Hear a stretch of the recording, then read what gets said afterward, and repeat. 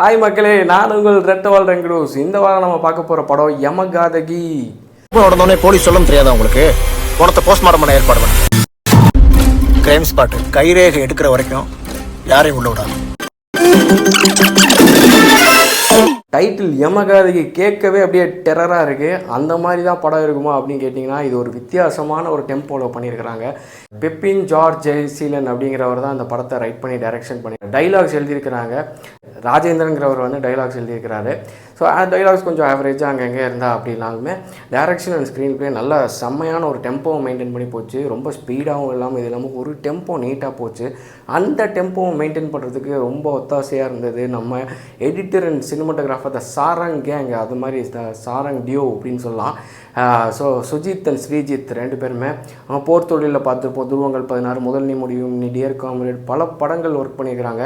But இந்த படத்தில் cinematography கொஞ்சம் ஆவரேஜாக இருந்தது, பெருசாக லைட்ஸ் யூஸ் பண்ணாத மாதிரி இருந்தது. பட் ஓவராலாக ஓகே அப்படின்னு தோணுச்சு. எடிட்டிங்கும் அதே மாதிரி வந்து கட்டு வந்து கொஞ்சம் கரெக்டான டெம்போவில் மெயின்டைன் பண்ணி கட் பண்ணியிருந்தாங்க, ரொம்ப நல்லா இருந்தது. கம்போசர் இந்த படத்தில் நடிச்சிருந்தாங்கன்னா பொதுவாகவே இந்த மாதிரி ஒரு த்ரில்லர் படம், இது வந்து ஒரு சூப்பர் நேச்சுரல் த்ரில்லர் மூவி, மிஸ்ட்ரின்னு வச்சுக்கலாம். ஸோ ஆனால் வந்து இந்த மாதிரி படங்கள்லாம் வந்து போட்டு உடச்சி எடுத்துருவாங்க. கீபோர்டை போட்டு எவ்வளோ முடியுமோ அவ்வளோ உடச்சி எடுத்துருவாங்க. அந்த மாதிரிலாம் போட்டு உடச்சி எடுக்காமல் நீட்டாக எங்கெங்கே ஸ்பேஸ் கொடுக்குறோமோ அங்கே ஸ்பேஸ் விட்டுட்டு, எந்த இடத்துல சைலன்ஸ் இருக்கணுமோ இருந்துட்டு, அங்கங்கே பிஜிஎம்லலாம் சூப்பராக பண்ணியிருக்காரு. எஸ்பெஷலி ஃபஸ்ட்டு சீனில் இந்த ஹீரோயினுக்கு ஒரு சம்பவம் நடக்குது. அதுக்கப்புறம் ஒரு சின்ன லைன் வச்சு ஒரு பிட்டு வருது, நட்சத்திரம் லைன் வச்சுட்டு அது தொடர்ந்து வருது. கேட்கும்போது ஒரு இம்பேக்ட் இருக்குது, நல்லாவே இருக்குது. செகண்ட் ஹாஃபில் இவர் பண்ணியிருக்கிற அந்த லவ் போர்ஷன் சாங்ஸ் கொஞ்சம் ஆவரேஜாக இருந்தாலும் பிஜிஎம்லேயும் இதுலேயும் ஒரு ஸ்கோர் பண்ணியிருக்கிறாரு. So Jesin George has scored for composing very good. And sound mixing Aravind Menon, அவரும் சவுண்ட் அந்த சில இடங்கள்லாம் அந்த அதிர்ச்சியாக அவங்க நினச்சா போட்டுன்னு போட்டு அவரும் உடைக்காமல் அந்த கட்டில் நகர் சீன் எஸ்பெஷலி அது அவ்வளோ அழகாக அந்த சவுண்டை கேட்குறதுக்கு நல்லா இருந்தது. நல்லா ஒர்க் பண்ணியிருக்காங்க. அந்த பேப்பரை என்வலப்பை எடுத்து பிரித்து படிக்கிற சீன், அந்த சீனு நிறையா சீன்ஸில் இந்த சவுண்ட்ஸ் எல்லாம் கொஞ்சம் கவனிக்க முடியுது. அந்த த்ரூ அவுட் ஃபுல்லாக சவுண்ட்ஸ் என்னால் கவனிக்க முடியாட்டியும் அங்கங்கே தேவையான இடத்துல நல்லா இருந்தது சவுண்ட்ஸுன்னு சொல்லலாம். ஸோ அதாவது அந்த the whole cast and crew ஃபென்டாஸ்டிக்காக பண்ணியிருக்கிறாங்க. எல்லா ஊர் மக்களாகட்டும், பொதுவாக இந்த மாதிரி படங்கள் பார்த்தோம்னா இப்போ ரீசெண்டாக கொட்டுக்காளி, கூழாங்கல்லாம் பார்த்துருப்போம். அந்த ஊர் மக்கள்லாம் நடித்தாங்களா இல்லை அந்த அங்கேயே போய் இந்த நடிகர்கள் அந்த ஊர் மக்களோட சேர்ந்து இருந்தாங்களாங்கிற மாதிரி ஒரு எஃபெக்ட் இருக்கும்.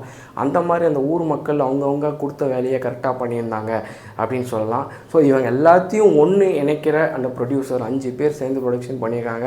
இந்த மாதிரி ஒரு டெபியூ டைரக்டருக்கு ஒரு சான்ஸ் எடுத்திருக்கிறாரு. அவர் நினச்சிருந்தா ஜம்ப் ஸ்கேர் எல்லா இடத்துலையும் கொடுத்துருக்கலாம். அது பொக்குன்னு தூக்கி வாரி போட்டு 2.5 மணி நேரத்துக்கு படம் எடுத்துருக்கலாம். ஒரு சுந்தரசி டைப்பாக எடுத்துகிட்டு போகலாம். ஆனால் கண்டென்ட் இருக்குது, என்ன வேணால் பண்ணியிருக்கலாம். ஆனால் அப்படியெல்லாம் பண்ணாமல் ஒரு ஸ்டோரியை ஒரு நரேஷன், செமையான ஒரு நரேஷன், கடைசியாக போகும்போது ஒரு அம்மா பொண்ணுக்கிட்ட ஒரு தடவை சொல்லிவிட்டு என்னெல்லாம் சொல்லிட்டு போகும் அப்படிங்கிற மாதிரியான ஒரு விஷயம். ஆரம்பத்துலேருந்து முடிகிற வரைக்கும் கீதா கைலாசம் சைலண்ட்டாக அந்த நரேஷன்லேயே இருக்காங்க, பார்ட்டிசிபேட் பண்ணிட்டே இருக்காங்க. எண்டு நரேஷனில் அவங்க பேசுகிறது அவ்வளோ நல்லா இருக்குது. அதுதான் எப்போவுமே கீதா கைலாசம் மேடம் வந்து நடிப்பாங்க. ஆனால் இந்த படத்தில் வந்து அப்படியே சட்டில் அப்படியே மெயின்டைன் பண்ணி கொண்டு போயிருக்காங்க. கிளைமேக்ஸில் ஒரு பிளாஸ்ட்டு, ஆரம்பத்தில் ஒரு பிளாஸ்ட்டு, ஃபுல்லாக நரேஷன். பொண்ணு பேசுகிறத கேட்கணும் அப்படிங்கிற மாதிரி அவங்க வாயிலாக வர்றது அப்படிங்கிறத கேட்க வைக்கிறாங்க. சிம்பிளான லைன் இதுக்குள்ளே அழகாக சொருகி இருக்காரு. என்ன அப்படின்னா, கடைசியில் சொல்கிறாங்க, கனவுக்கும் நிஜத்துக்கும் நடுவில் நடக்கிற ஒரு போராட்டம் தான் அந்த பொண்ணோட வாழ்க்கை அப்படிங்கிற மாதிரி அந்த லைன் தான் இருக்குது.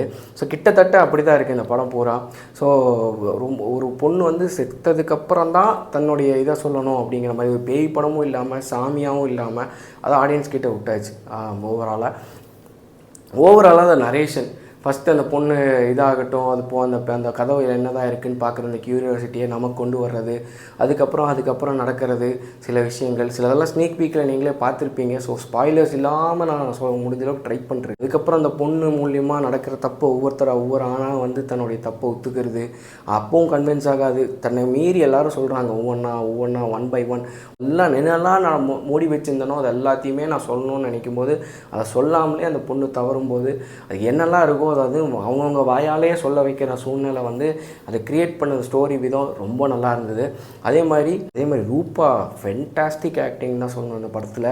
ஏன்னா கிட்டத்தட்ட அவங்களுக்கு ஃபஸ்ட்டு ஒரு 10 நிமிஷம் 15 நிமிஷம் கழித்து டைலாக்ஸே கிடையாது படத்தில்.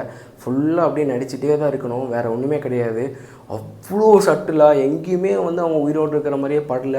ரொம்ப நல்லா நடிச்சிருக்காங்க. ஷி டிசர்வ்ஸ் பெட்டர் ரெக்கக்னிஷன் தான் சொல்லணும். அந்த அளவுக்கு ஒரு பர்ஃபார்மன்ஸு ஃபென்டாஸ்டிக்காக இருந்தது. ஸோ அதில் வந்து ரூபாவோட அப்பாவாக வரவர் அமரன் படத்தில் பார்த்துருப்போம். ரொம்ப ஆவரேஜான ஒரு ஆக்டிங் தான்.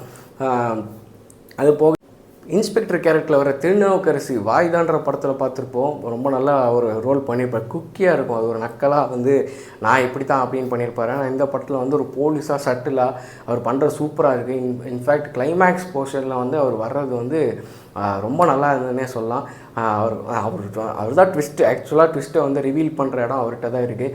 ஸோ படத்தில் ஏகப்பட்ட ட்விஸ்ட் இருக்குது. ஒவ்வொரு சீனுமே அடுத்து சுவாரஸ்யமாக எடுத்துகிட்டு போகிறாங்க. ஸோ அந்த இடத்துல வந்து போலீஸ் கேரக்டரில் அவர் வந்தது, போலீஸ் கூட கான்ஸ்டபிளாக வந்தவர், அவங்கெல்லாம் ரொம்ப ஜஸ்டிஃபைடாக அந்த இடத்துல ப்ளே பண்ணியிருக்காரு. நிறைய இடத்துல வந்து இந்த போலீஸ் கேரக்டர் யூஸ்வலாக இல்லாமல் ஒரு வித்தியாசமாக இருந்ததுன்னு சொல்லலாம். ஸோ அதுக்கு அடுத்தது வந்து அது குரூப்பில் வர கேரக்டர்ஸ் ஆகட்டும், ஆனந்த் ஆகட்டும், இவங்கெல்லாம் வந்து அந்த ஊர்க்காரராகவே வாழ்ந்திருக்காங்க அப்படின்னு சொல்லலாம். எங்கே படத்தில் வந்து ஒரு சின்ன லேக் அப்படின்னா செகண்ட் ஹாஃபில் வர அந்த லவ் போர்ஷன் ரொம்ப ஒரு இங்கேருந்து நான் தியேட்டரில் பார்க்கும்போது லைட்டாக அந்த உயிரே அந்த மாதிரி கொஞ்சம் கிரிஞ்சாக இந்த மாதிரி இருந்துச்சு.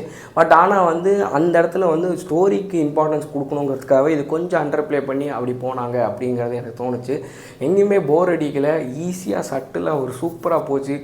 நெகட்டிவ்ஸ் சொல்லணும் அப்படின்னா இந்த மாதிரி படத்தில் வந்து கண்டுபிடிக்கலாம். பட் ஆனால் டெபியூ படத்தில் இப்படி ஒரு த்ரில்லர் மூமெண்ட்டோட ஒரு வித்தியாசமான அட்டெம்ப்ட் பண்ணியிருக்காங்க அப்படிங்கிறதுக்கு கண்டிப்பாக பாராட்டியே ஆகணும்.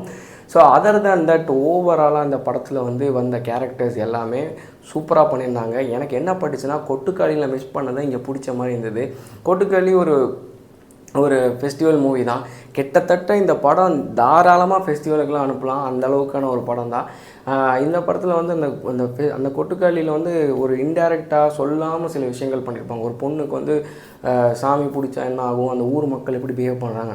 ஆனால் இது இன்னொரு ஆல்டர்னேட்டிவ் சைடில் வந்து அந்த பொண்ணு பாயிண்ட் ஆஃப் வியூவில் ஒரு கதை சொன்னால் எப்படி இருக்கும் அப்படின்னு சொல்லிட்டு அந்த பொண்ணு பேசாமலே அந்த கதையை சொல்ல வச்சுருக்காங்க. ரொம்ப பிரமாதமாக இருக்குது. ஒரு பொண்ணு வந்து இறந்ததுக்கப்புறம் தான் தன்னோட நியாயத்தை அப்போவும் ஒரு சூப்பர் நேச்சுரல் பவர் இருந்தால் தான் தான் மனசில் இருக்கிறது எல்லாத்தையும் சொல்ல முடியும் அப்படிங்கிற ஒரு கட்டாயம் அப்படிங்கிற மாதிரி கொண்டு போயிருந்தது. ரொம்ப நல்லா இருந்தது பார்க்குறதுக்கு. ஒவ்வொரு ஆணும் தன்னை வந்து குற்ற உணர்ச்சி ஒரு பொண்ணை ஈஸியாக அப்படி வந்து ஒரு சின்ன விஷயத்தில் அப்படி ஹேண்டில் பண்ணிட்டு தன் குற்ற உணர்ச்சியோடு இருக்கிறது, இதில் அவ்வளோ அழகாக காட்டியிருக்கிறாங்க. அதாவது ரொம்ப ஜாதி ரீதியாகவும் போகாமல் அதுவும் போகாமல் அது எல்லாமே டச் பண்ணிட்டு இந்த ஸ்டோரியில் ஆல்மோஸ்ட் எல்லாமே டச் பண்ணுறாங்க. ஆனால் அது அப்படியே ஸ்டோரியோட மெர்ஜ் ஆகி போகிறது தான் இதோட அழகே அப்படின்னு சொல்லலாம். தாராளமாக இந்த படம் நீங்கள் ஒன் டைம் வாட்சபிள், தாராளமாக பார்க்கலாம். தியேட்டர்ஸில் இப்போ ஸ்க்ரீன்ஸ் இன்க்ரீஸ் பண்ணியிருக்கிறாங்க. கோயம்புத்தூரில் மட்டும் இப்போ ஐநாக்ஸில் வந்து 3 ஷோ இன்க்ரீஸ் பண்ணியிருக்காங்க. அண்டு மற்ற பிவிஆரில் ஓடுது. அண்ட் ஆல்சோ ஃபன் மாலில் வந்து 140 PM ஷோ இருக்குது. ஸோ ஸ்க்ரீன்ஸ் இன்க்ரீஸ் பண்ணியிருக்காங்க. இந்த தடவை வந்த படங்களில் இப்போ எல்லா படமும் கொஞ்சம் ஆவரேஜாக இருந்தாலும் இந்த படம் ஷார்ட்டாக இன்னும் கொஞ்சம் ஸ்க்ரீன்ஸ் கிடைக்க போகுது. பார்த்து கண்டிப்பாக நீங்கள் என்ஜாய் பண்ணுவீங்க. ரொம்ப சட்டிலாக இருந்தது. அந்த பாட்டி ரோல் சொல்லவே வேணாம், சூப்பராக பண்ணாங்க. ஃபஸ்ட்டு பாட்டி கொஞ்சம் ஆவரேஜாக இருந்தாலும் செகண்டாக ஒருத்தவங்க வராங்க, வந்துட்டு அதெல்லாம் எடுத்து வைடு, அந்த குடத்தை எடுத்து இங்கே வை, இதை எடுத்து அங்கே பண்ணு அப்படின்னு சொல்கிறது, அதெல்லாம் நல்லா இருந்தது. அந்த குடிகார ரோலில் ஒருத்தர் பண்ணியிருந்தார், ரொம்ப ஆவரேஜான பெர்ஃபார்மன்ஸ் அவரோடது. பட் ஆனால் அவர் அந்த இடத்துல எங்களுக்கு லைட் மூமெண்ட்ஸ் இருந்தது, சிரிக்க வச்சதுன்னு சொல்லணும். ஸோ அதர் தேன் தட் அந்த அன்னி கேரக்டரில் வர ஹரிதா சொல்லியே ஆகணும், ரொம்ப பிரமாதமாக பண்ணியிருந்தாங்க. இந்த படத்தில் நல்ல ரூபாக்கு அப்புறம் எனக்கு ரொம்ப பிடிச்சது வந்து ஹரிதாவோட கேரக்டர் தான்.